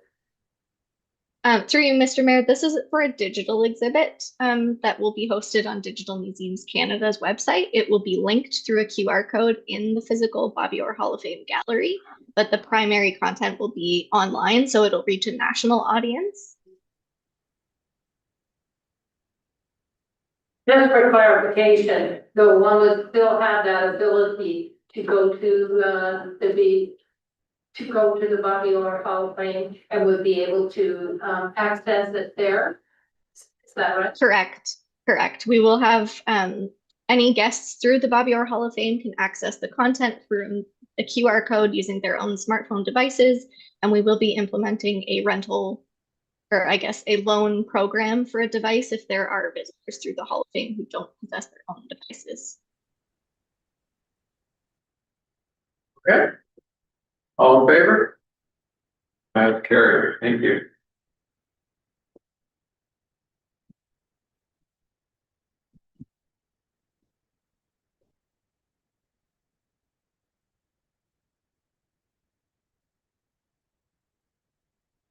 Moved by Councillor Keith, second by Councillor Gillespie, that bylaw number 2025-7531 being a bylaw to provide for the establishment of a reserve fund to be known as the Road Safety Reserve Fund be considered as read a first time. All in favor? Carried. Those in favor of the second and third reading? Carried. Moved by Councillor Keith, second by Councillor Gillespie, that the bylaw above mentioned be considered as read a second and third time, passed, signed, and sealed. Any discussion? Councillor Borneman? I think this question I needed the scopes. We're putting this money into a reserve. Is it there locked specifically for certain reasons, or can this be shifted? We found other goals that we were trying to achieve. Can monies be shifted out of this reserve? Perhaps we needed money for infrastructure for geared income housing project or something of that nature. Could we shift money out of this reserve to achieve other objectives? Through you, Mr. Mayor, so the objective of the reserve fund is to, well, we'll first require a separate account to effectively manage operations and fund surplus or deficits of the program, as well as it specifies the funding of the program will go towards either program expansion or road safety initiatives. But council has a reserve fund policy where they can borrow temporarily from other reserves for purposes, so that would be considered at a different time, or if at a future date, council wanted to amend the bylaw to put something that had been missed or omitted, like that could be done, but we couldn't just shift it to priorities that didn't fall within the guidelines of the bylaw without making amendment. I think if it's a question down the road, something came up, we can amend our bylaw to include aspiration.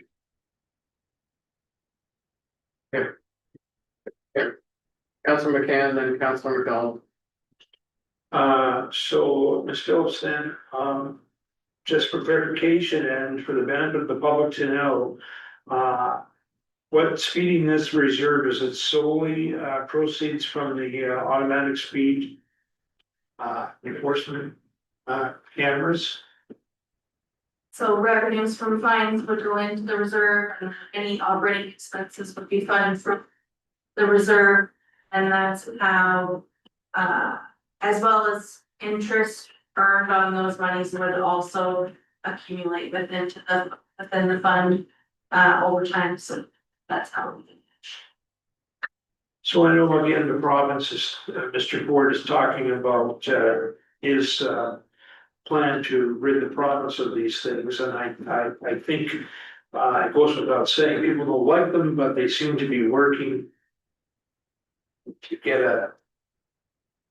your picture taken. It means you're breaking the law, hoping that rather than throwing the baby out with the bathwater, that you can find some middle ground in terms of what the threshold may be here, so forth. But I guess are other communities adopting a similar kind of bylaw to deal with the funds that are coming in from the remote cameras? I know that some of the cities are resisting to generate revenue.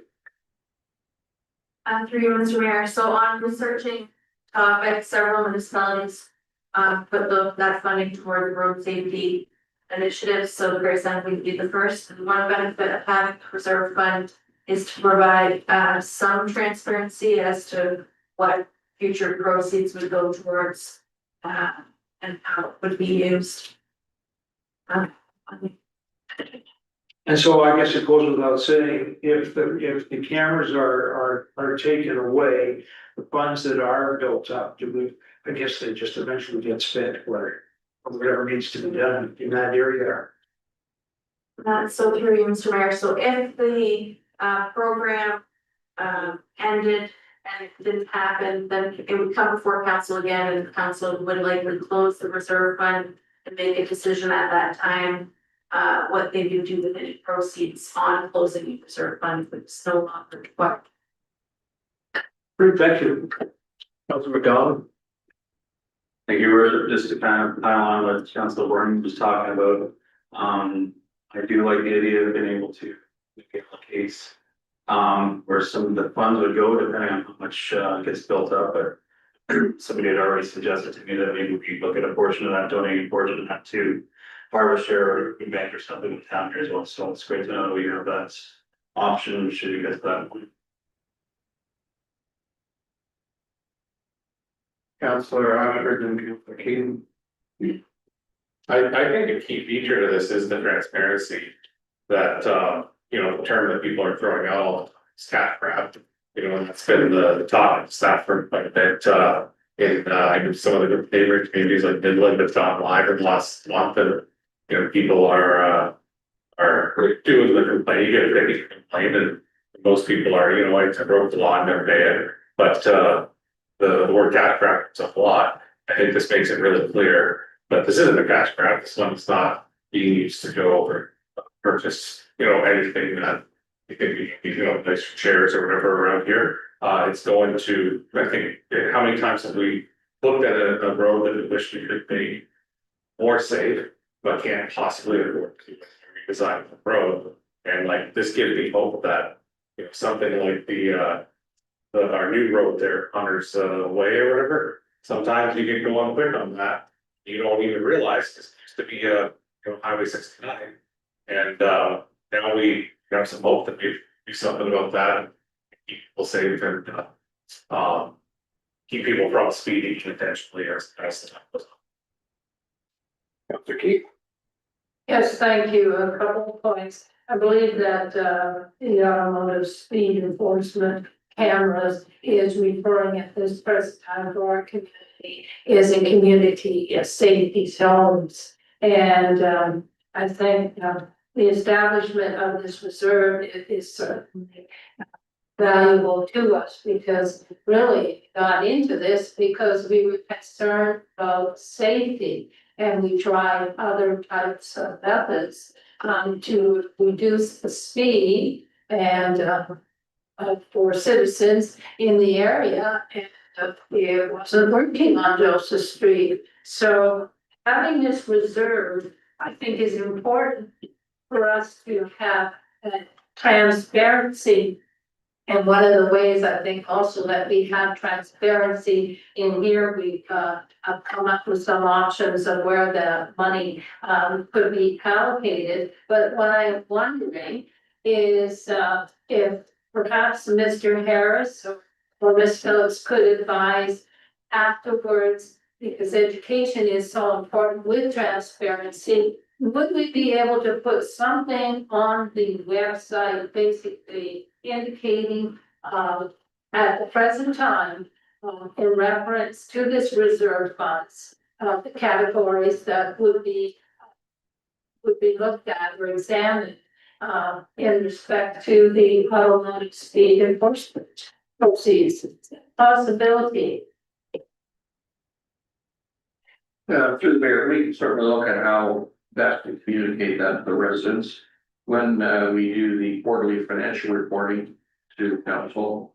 That reserve will be listed there. And as well as another way. So just for clarification, so the key performance indicators are on the website. Because what I'm concerned about is that we've had a lot of talk about the automotive speed enforcement cameras. And so I just think that if somebody is hearing this, if they're able to go to the website and somehow easily be able to whatever tickety through the box on automotive speed enforcement cameras, that information can be presented there in a simple fashion. I think that would be really helpful. I don't think everybody is necessarily saying, oh, gee, APOs, where do I need to find that? I think if you can make it simple for people, then you can understand. Yeah, through the mayor, just what is the information that you think the residents would find most valuable? Well, I guess it's always nice to know the total at the end of the year, but I think what they would find valuable is a simple question like, where do these funds go to? What are the allocation areas? And then you have those areas, so it'd be really simple for people to know, okay, this is where this money is going. Make it simple. Through the mayor, that, what was it referring to the reporting being the KPOs? We report financial each quarter, and that quarter could have, or does list the reserves and the balance in those reserves. So that'd be a quarterly thing that the residents would get.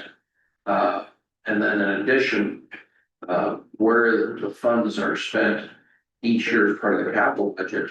And then the capital budget report that the allocation of funds to projects would be identified. Residents have access to. Well, then my comment would be, maybe it's more something that the IT people could figure out, so that on our website, if you put in a topic, something simple. For somebody who's not the most computer literate, that they can put in a few words, type that box, and then it refer them to wherever, but make it simple. Yeah, we'll certainly look at how we could make information about the speed enforcement accessible on the website. Simple. We done? Yep. All in favor? Parry.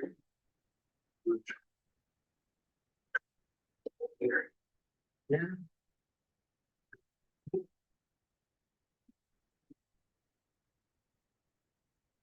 Moved by Councilor McDonald, second by Councilor McCann, the file number 2025-7532 being advised to amend the transfer payment agreement for the Mobile Crisis Response Team Enhancement Grant Program 2024-25 to allow for cost recovery of project activities carried between April 1st, 2024 and March 31st, 2025. Be considered as read a first time. All in favor? Carried. Members in favor of having the second and third readings? Carried. Moved by Councilor McCann, second by Councilor McDonald, that the bylaw above mentioned be considered as read a second and third, and passed, signed and sealed. Ms. Phillips. Yes, okay, so for this item, there was a bit of delay from the time that we applied and the program was announced that it was approved. So the original agreement mentioned that project activities from November 1st, 2024 to the end of March 2025 would be covered. This amendment will allow for project activities April 1st, 2024 to end of March to be recovered. So for the full program. Great. Comments? Councilor Keys? Yes, thank you. I just want to say I really appreciate the mobile crisis response team whose monies being acquired. It's certainly a valuable program for the community, other municipalities. We see it, and if we look at we pay each municipality pays OVP to have a billing, and certainly with a program like that. In some areas where an officer would need to be coming out and be paying for each time for that billing, depending on what the situation was. Having this type of program, I think, can certainly help. We've already seen help to decrease the number of times that the officer is being involved in contact with an individual once they've been hooked up. So it's really a valuable program. And I hope in time, the Ontario government just says, this is a permanent program. This is part of what we're doing. Thank you for the work that is being done so far, also by with our finance department, because it seems to me the money's going I need to put he gets moved about, so Ms. Phillips is working hard to make sure the funds are going to the right spot, etc. Thank you.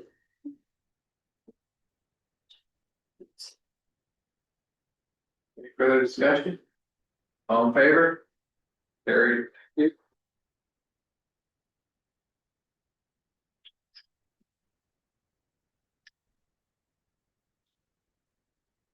By Council McDonald, second by Council Bornum, and the file on number 2025-7533, being the bylaw to authorize the execution of a transfer payment agreement for the Mobile Crisis Response Team Enhancement Grant Program 2025-26, 26, 27 be considered as read a first time. All in favor? Carried.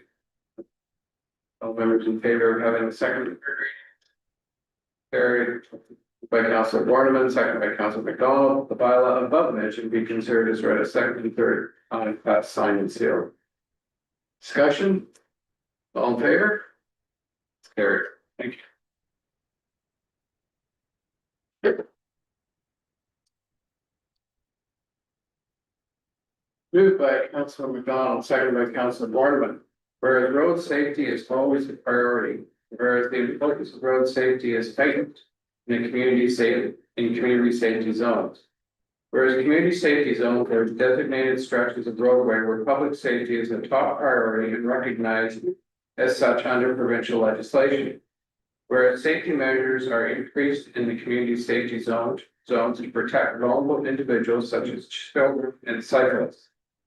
Whereas community safety zones are typically situated near schools, daycare centers, playgrounds, and recreation facilities. Whereas the provincial government introduced OREG 398-19 in 2019, allowing municipalities to utilize automated speed enforcement as an added tool to enforce existing speed limits to increase community safety.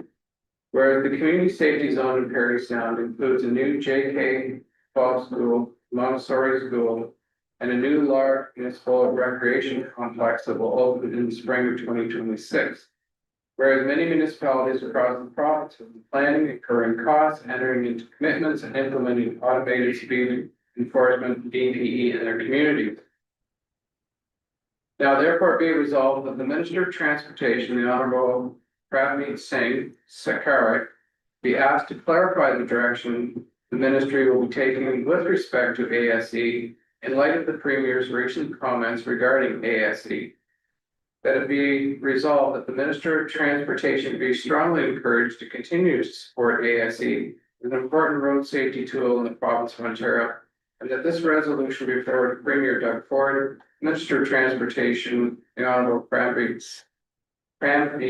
Singh Sakara, MPP, and MPP for Parry Sound, Muskoka, Grady, Smith, Amo, and Osen. Discussion. Councilor McLean. I obviously strongly support this. You know, townships like our own have just spent money to put these cameras in. So it's frustrating to hear that they can be dealt. As I said earlier, I get it that people don't like the cameras and it's a source of frustration, I'm sure. But we need to make these zones safer, and we've always heard the old expression, speed kills. And so I've read a number of headlines across the province that reports that suggest that they are working, that even in areas where cameras, mobile cameras are moved around, the areas from which they were taken are still experiencing slower traffic. So they must be working, they must be saving lives. And as we just talked about, the money that is coming in from the revenue from the cameras is being put to good use. So I think it's working, and I think we need to convince the province that this is something we need to hold on to. I don't know that everybody realizes that safety zones are the only place in which we can put these cameras, but indeed, you know, that they are working. And I would also add that there are places where they have mobile cameras that are sitting on the ground. And I know that there's, vandalism is a big cost to some of these cities. I know Sudbury's experiencing it. With ours, they're fixated on the poles, pretty safe up there. So we need to look at ways of finding middle ground and making this program work, that the public will find it a win-win in every way. Councilor Barney? Well, I'm gonna back up to something Councilor Keith said a short while ago. You know, this is kind of a last ditch effort on council's behalf. I'm not gonna recite history here, but you know, years ago, it was at 50. Council reduced the speed limit to 40. No impact. Council then made it a community safety zone, so fines could be increased. No impact. Staff then had the yellow bollards installed seasonally in a further effort to sway people from speeding. No impact. The area is tight, it's heavily traveled, there's no place for the OP to set up to enforce speed limits in that immediate zone. We now have a school being built that's gonna house younger students as well as the high school kids. We're to not make some effort to slow people down in that area, be negligence, I think, on our part. And I think I hope straightforward and speaking take that into account if whatever they do in the future respect to these things. The goal here, you know, I'm just as likely as the next person to get a letter in the mail saying I have money. But I'm willing to take that chance. I think we need to slow down in certain areas specifically there. Yeah. Don't speed, you don't pay. Anyone else? Councilor Keith? Oh, thank you. And as I don't want to be repetitive to what I've said before, but safety for our citizens, I am sure, is our number one concern. And I don't think any of us want to ever see a tragic accident occur in that area and afterwards say, what could we have done different to try to prevent something like this happening? So when you just run out of other options, this is the option that's left. And so what more can we say? In some ways, one has to say, you know, like, is this almost like a no-brainer in the way that you tried everything else? You might as well give this a good try and see how it works out, because safety of our citizens is number one. Thank you. Councilor Gillespie? Thank you, your worship. I think everybody around this table knows my feelings on traffic cameras. You're not making it easy for me, but mentioning the children that are gonna get run over and all that. I do think there's other options available. You know, I know maybe they're definitely maybe a little more costly, but I am so much against these cameras that my vote can't be swayed. But I believe a police officer sitting in the same thing in a police cruiser would do just as much. Just get it, the speeding would slow down the minute they see a police cruiser, they slow down. You might not get as many tickets because people are gonna slow down. I know my one vote's not gonna make a difference. But Councilor Gillespie, we've already had a vote on. Yeah, no, I understand that. You're suggesting on the here and I'm just saying. It's got to do with some comments and bring you. Yeah.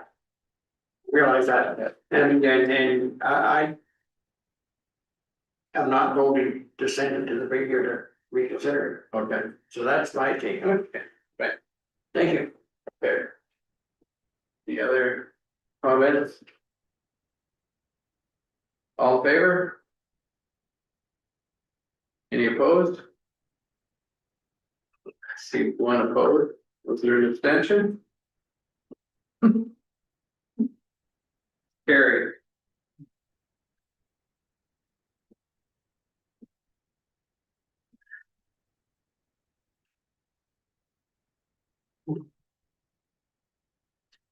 Now, bylaw 2025-7534 being about from the proceedings of council, where the council purpose of Parry Sound wishes to confirm the proceedings of its regular meeting of September 16, 2025. Therefore, the council corporation of the town of Parry Sound enacts the follows. The actions of the council at its regular meeting of September 16, 2025, in respect to each resolution and each action passed and taken by council at the meetings, except where the prior approval of the local planning appeal tribunal is required, is hereby adopted, ratified, and confirmed. The mayor, on his or her absence of the presiding officer or council and proper officials of the municipality, are hereby authorized and directed to do all things necessary to give effect to the said actions and to obtain approval where required, except where otherwise provided. The mayor, in his or her absence, presiding officer and the clerk, in his or her absence, the deputy clerk, and hereby directed to execute all documents and to effect corporate seal of the municipality of all such documents. Read the first time, 16th day of September 2025.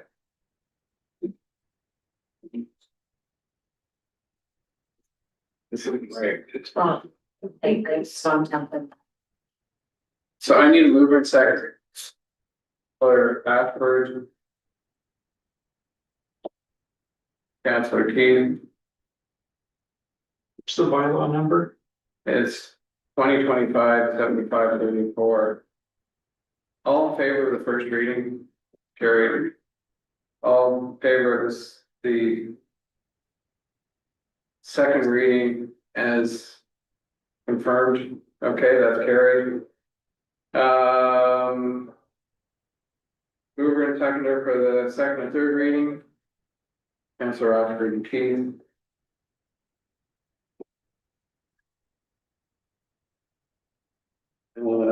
It's read second, third time, passed, signed and sealed. All in favor? That's carried. Okay. So prior to adjourning.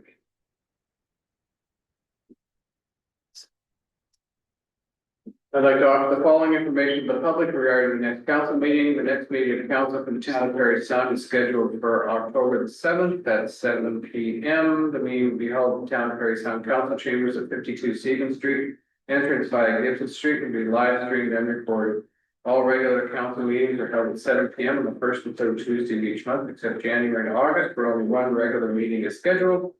Council meeting schedule, notices of special council meetings, complete agendas and minutes, and instructions on accessing live streamed and recorded council meetings are all posted on the town's website. Go to www.parrysound.ca and use the search bar. Thank you, everyone, and have a good night.